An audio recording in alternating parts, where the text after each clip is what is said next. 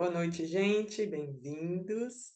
Nosso dia quinto dia dos estudos das Cartas de Cristo, um livro maravilhoso.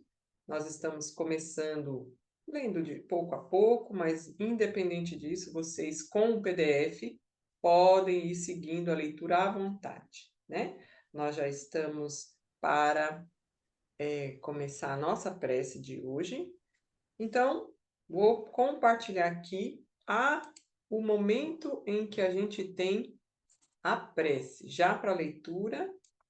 Então, vamos lá. Iniciando agora com a nossa oração principal, que sempre é a orientação do Cristo para esse momento. Então, quem quiser, fecha os olhos. Respira fundo e vamos lá. Pai, Mãe, Vida. Tu és minha vida, meu constante apoio, minha saúde, minha proteção, o pleno atendimento de todas as minhas necessidades e a minha mais alta inspiração. Peço que me revele a sua verdadeira realidade, para que eu possa perceber melhor a consciência da tua presença em mim e ao redor de mim. Creio e sei que isso é possível. Creio e sei que tu me proteges e me guarda no perfeito amor. Sei que o propósito final é te expressar. Quando falo contigo, sei que estás perfeitamente receptivo para mim, pois tu és a inteligência amorosa universal que maravilhosamente concebeu esse mundo e o tornou visível. Sei que quando peço para falar comigo, eu envio um raio de consciência para a sua consciência divina, e que quando eu escutar, tu entrarás em minha consciência humana e chegará cada vez mais perto do meu espírito e meu coração ficará mais e mais receptivo. Eu entrego meu ser e minha vida aos teus cuidados. Ok. E assim começamos.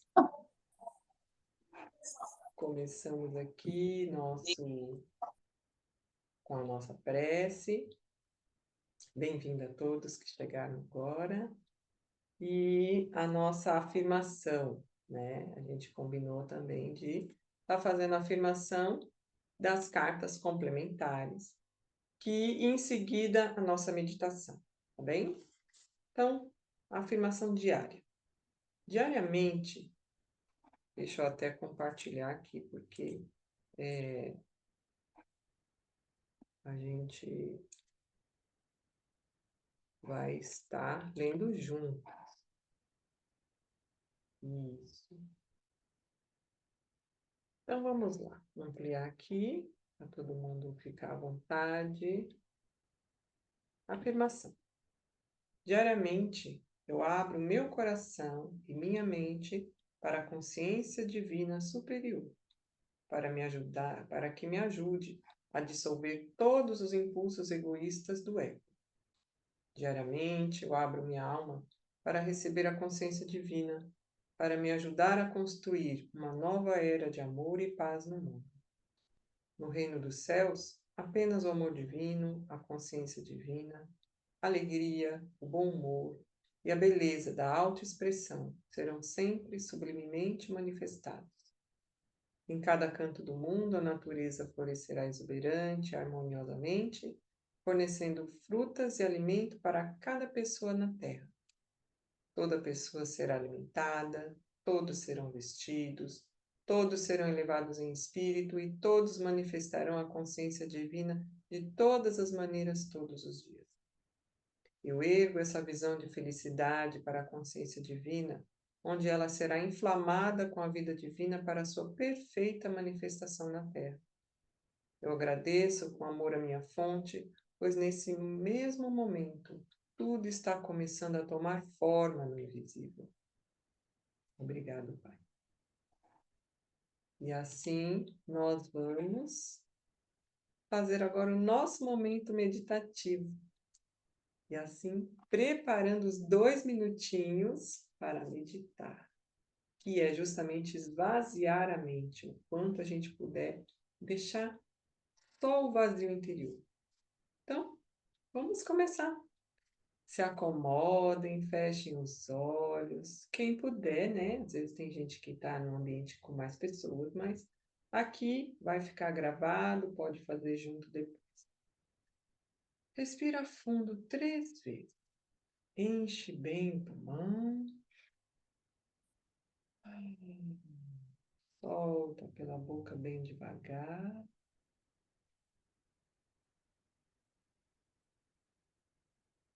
Acalmando e relaxando a mente e o corpo.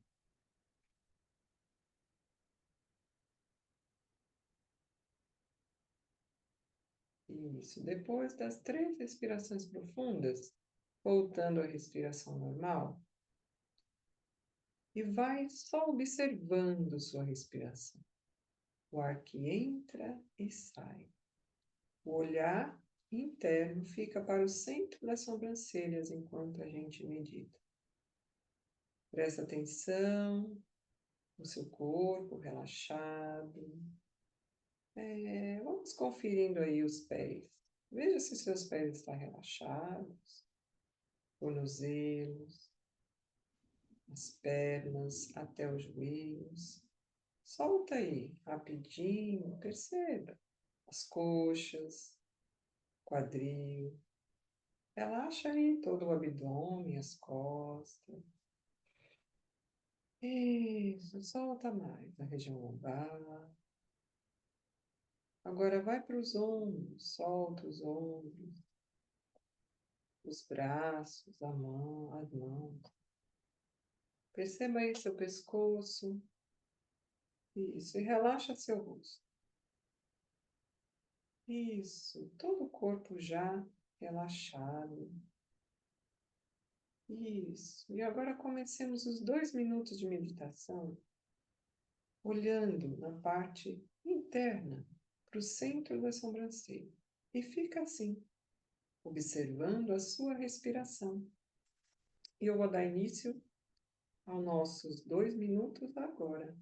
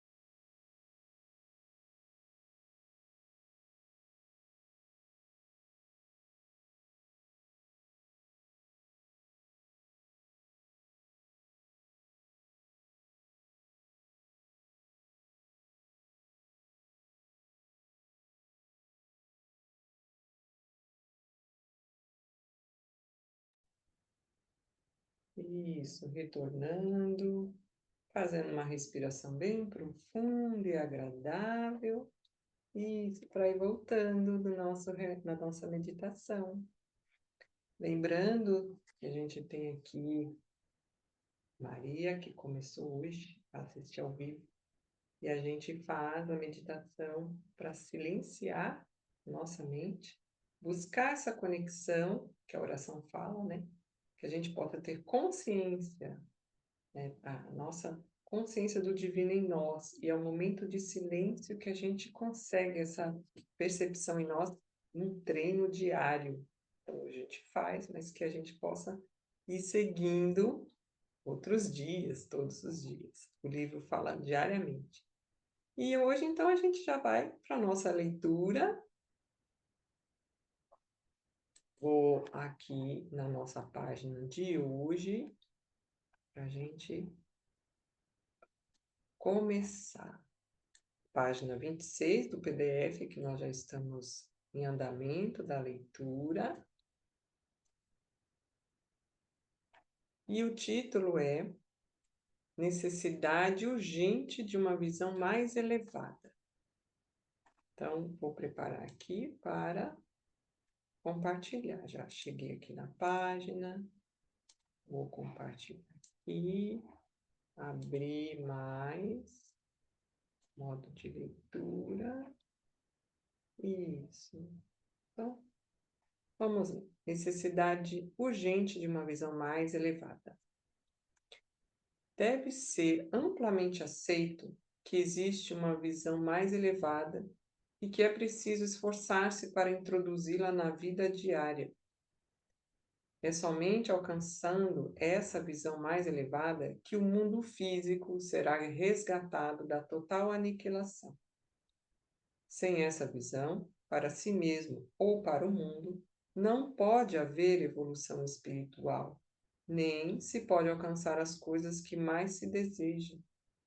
Nesse momento, a sua percepção da vida é aquela de fardo e privação.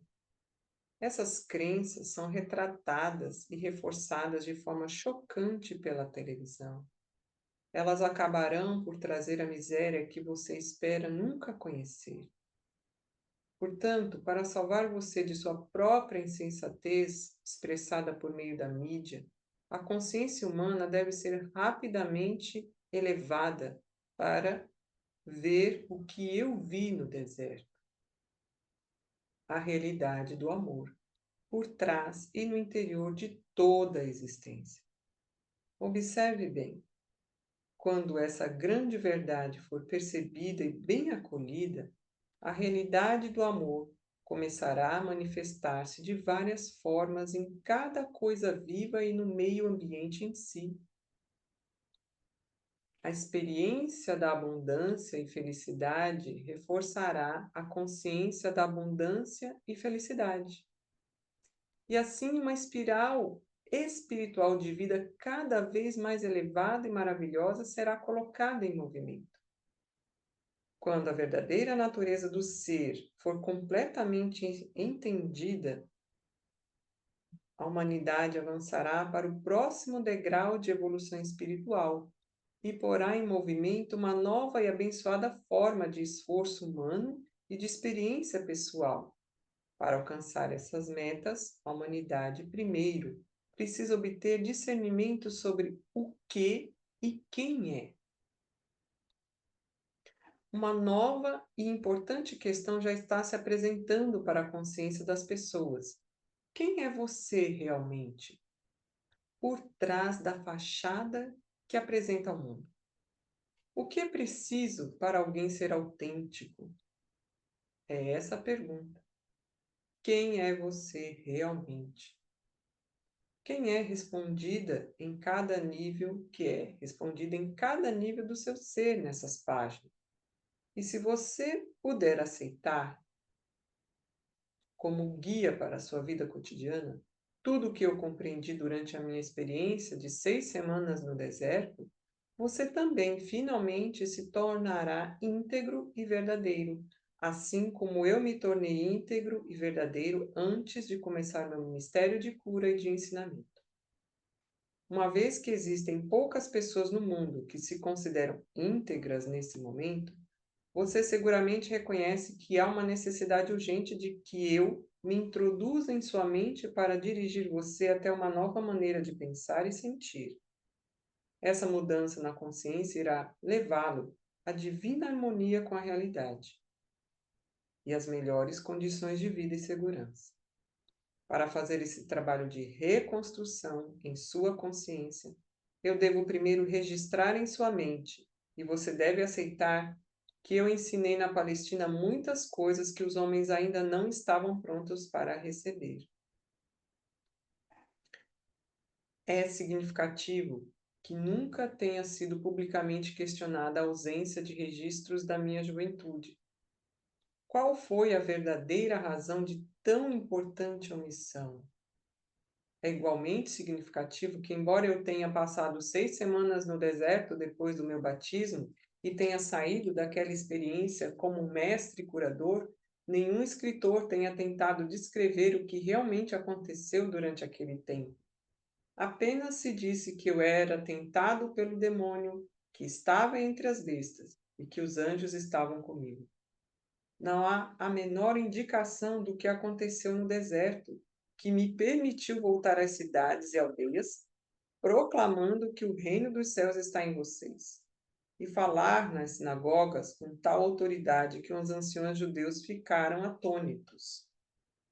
A verdade a respeito da minha condição humana, por um acordo comum entre meus discípulos, foi suprimida para dar maior credibilidade à minha suposta divindade e ministério. Segundo os evangelhos, eu era o único filho de Deus. Por que então, frequentemente, eu me referia a mim mesmo como o filho do homem?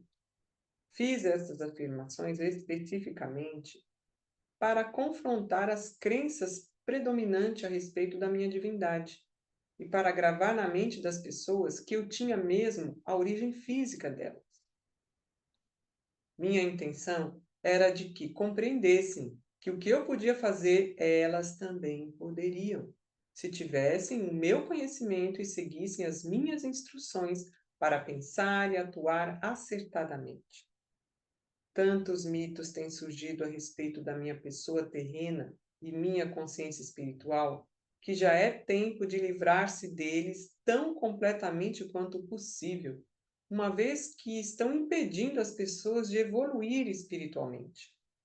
Você, que foi doutrinado com ensinamentos religiosos, deve tentar compreender que meus discípulos evangelistas, ao relatarem minha vida, escreveram somente aquilo de que se lembravam pessoalmente e que apoiava plenamente seus relatos das minhas atividades sobrenaturais.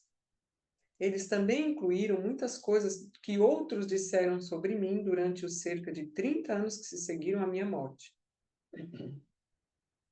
Depois de tanto lapso de tempo e de inevitável embelezamento da verdade, como é possível que tenham escrito uma biografia fidedigna a meu respeito e de tudo o que realmente aconteceu? Ou explicar corretamente minhas percepções espirituais verdadeiras, as quais deram origem às minhas palavras e meus milagres? Somente uma pessoa pode escrever desse ponto de vista, e essa pessoa sou eu mesmo. Portanto, essas cartas vão levar a você a minha verdade de uma forma que nenhum espectador poderia fazê-lo, não importando o quanto eles pensavam que entendiam o meu pensamento. Por essa razão, durante mais de 40 anos, a mente do meu canal tem sido sistematicamente purificada de todo o ensinamento ortodoxo e o sistema de comunicação entre nós tem sido aperfeiçoado. Se minha verdade expressa nessas cartas diferir muito do que está escrito no Novo Testamento, há de se duvidar dela ou rejeitá-las por esta razão? Portanto, estou descendo em consciência brevemente, tão perto quanto necessário do seu plano de consciência, para descrever minha vida e meus ensinamentos de 2000 anos atrás. Meu lugar na história. Em primeiro lugar, devo assinalar que minha vida e pessoa foram brevemente referenciadas por Joséfo na História dos Judeus, escrita para o governador e apresentada ao imperador romano. Josefa anotou sucintamente que Jesus, que tentou derrubar a lei e ordem e o governo dos romanos, foi castigado e crucificado. Tem-se dito que Joséfo poderia ser referido a algum outro, pode ter se referido a algum outro Jesus. Mas não é assim. Eu, que mais tarde me tornei o Cristo, que realizou os chamados milagres de cura e materialização, fui um rebelde. Mas eu não era nenhum agitador. Não incitei deliberadamente as pessoas a desafiar os romanos, nem a desafiar a lei e a ordem. Eu fui um rebelde contra as tradições judaicas existentes. Quando emergi das 6 semanas de jejum no deserto, vi uma forma melhor de pensar e viver, e tentei transmitir os meus conhecimentos aos meus companheiros judeus, com pouco sucesso. É importante que você entenda que a pressão da opinião pública pesava sobre meus seguidores. Enquanto eles realmente acreditavam que eu trazia uma mensagem aos judeus para salvar a alma e que eu era o Messias, o Filho de Deus, eles também eram do mundo, tentando relacionar-se com o mundo da melhor forma possível. Portanto, ainda que conhecessem meus sentimentos contrários às crenças dos judeus, eles não estavam felizes em dispensar o Velho Testamento por completo, uma vez que este tinha apoiado e unido os judeus durante toda a sua história. No interesse de preservar o que eles consideravam valioso nos velhos decretos, suprimiram qualquer descrição a respeito da pessoa que eu era. Meus discípulos e Paulo construíram seu próprio edifício de crenças sagradas, com aquilo que queriam preservar da minha vida e ensinamentos. Eles ensinaram e consolidaram somente o que consideravam valioso para as pessoas, judeus e gentios do mesmo modo, os daquele tempo e do futuro. Consequentemente, filtraram o que podia usar e deixaram de fora a maior parte do que eu chamava os segredos do reino de Deus, pois eles nunca os compreenderam. Tampouco o acharam desejáveis na criação de uma nova percepção do divino, o Pai. Para preservar a crença judaica na salvação do castigo pelos pecados, por meio dos sacrifícios no templo, adotou-se a pessoa de Jesus como o supremo sacrifício que pagou pelos pecados dos homens através de sua crucificação. Essa crença serviu para muitos propósitos naquela época. Isso deu à minha morte na cruz uma razão válida e heróica. Ela provava às pessoas que eu era o Filho de Deus e que havia realizado uma missão específica até o fim da minha vida.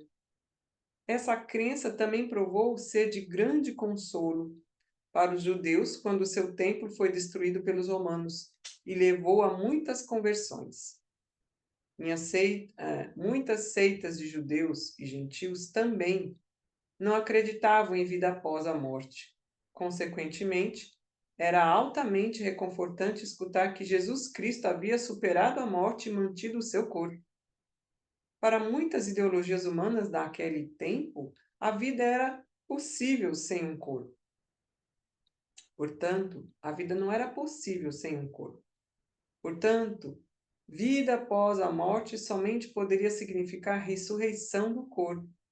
Isso também manteve o meu nome constantemente vivo na mente das pessoas. Eu era a valente figura histórica que havia morrido para assegurar que os homens fossem libertados de todo o medo do inferno e da condenação. Desde que eles acreditassem em mim, poderiam caminhar como homens libertos.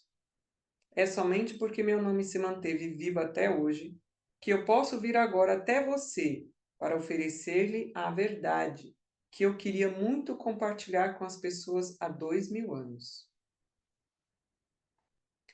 Minha juventude e a experiência no deserto. Eu nasci na Palestina. Minha mãe estava convencida de que eu era o Messias. Ao contrário da crença popular, eu não era uma criança santa. Aos 12 anos, levaram-me até o templo para ser entrevistado pelos sumos sacerdotes para que se determinasse se eu estava pronto para iniciar o treinamento religioso judeu. Fui rejeitado por ser demasiado teimoso. Amargamente decepcionada, minha mãe me levou para casa e fez o seu melhor para criar-me na santidade que marcou o seu próprio comportamento em todos os momentos. Aquela era uma tarefa impossível, já que eu era, acima de tudo, um individualista de comportamento indisciplinado. Fiquei ressentido com as orientações da minha mãe e suas tentativas de disciplinar-me. Como jovem, tornei-me impossível de controlar. Um verdadeiro rebelde. Rejeitei a adesão incondicional de minha mãe à fé e tradições judaicas, preferindo o riso às atitudes hipócritas. Recusei-me a aprender um ofício que me confinasse à rotina. Escolhi misturar-me com todo tipo de gente, das classes mais desfavorecidas, bebendo com eles, conhecendo prostitutas e me divertindo, conversando, discutindo, rindo e sendo um ocioso. Quando precisava de dinheiro, ia trabalhar nos vinhedos por um dia ou dois, ou fazia trabalhos que me pagassem o suficiente para comer e beber, propiciando-me o lazer que desejava. Apesar de todos os meus defeitos como ser humano, minhas atitudes descuidadas e indolentes, minha obstinação e determinação egocêntrica para pensar minhas próprias ideias sem me importar com o que os demais pudessem pensar a meu respeito, eu tinha uma profunda preocupação com as pessoas. Eu era profundamente emocional. Em palavras atuais, eu seria chamado de hiperreativo, hiperemotivo. Tinha um coração caloroso, compassivo e empático. A presença da doença, da aflição e da pobreza me comoviam profundamente. Era um acirrado defensor daqueles que você chama de desamparados. Poderia-se dizer que eu era gente do povo. Vivi muito perto dele, em um espírito de companheirismo, escutando suas aflições, compreendendo-o e me importando. É importante entender minhas verdadeiras origens e minha característica na juventude, pois foram os estímulos que me incitaram, empurraram e impulsionaram a finalmente ser o Cristo. O que mais fortemente detestei e combati foi a miséria, a doença, a pobreza que via ao meu redor. Isso me enfureceu e me tornei estridente e apaixonadamente zangado por ver as pessoas maltrapilhas, magras e famintas, doentes e aleijadas, sendo cruelmente intimidadas pelos líderes judeus, que as sobrecarregavam com leis e práticas sem sentido, ameaçando-as com punições de Jeová caso não obedecessem. Declarei a todos os que poderiam escutar-me que aqueles pobres pessoas já suportavam o suficiente para também serem esmagadas por medidas sem sentido e restritivas do prazer. Qual era a razão de viver se não nascíamos para sermos felizes? Recusei-me a aceitar em um Deus justo segundo as tradições judaicas. As advertências bíblicas proféticas sobre o julgamento e cólera de Jeová contra as pessoas me indignavam. Apesar de tudo, pessoas são pessoas, fazendo o que a sua natureza humana as impulsionavam a fazer. Nasceram pecadoras. Então, por que deveriam ser julgadas e condenadas e levar uma vida de sofrimento e pobreza por não terem cumprido os 10 mandamentos? Qual era o sentido de tais afirmações? Para mim, essa crença judaica representava um Deus ilógico e cruel, e eu não queria nada com ele. Parecia para mim que se existia tal divindade, então o homem estava condenado à miséria eterna. A simplicidade e liberdade que encontrei nas encostas das colinas, nas planícies, nos lagos e montanhas, refrescaram meu espírito interior e aquietaram minha cólera, que murmurava contra o Deus judeu. Assim, neguei-o e neguei-me a acreditar que qualquer palavra do que os anciões judeus tentavam ensinar. No entanto, lá pelos 25 anos de idade, uma nova linha de questionamento tomou conta dos meus pensamentos. Enquanto eu caminhava sozinho pelas colinas, cada vez com mais frequência, minha rebeldia foi aos poucos sendo substituída por uma ânsia que me consumia de saber e compreender a verdadeira natureza daquele que, sem dúvida nenhuma, teria, devia inspirar e respirar por meio da criação.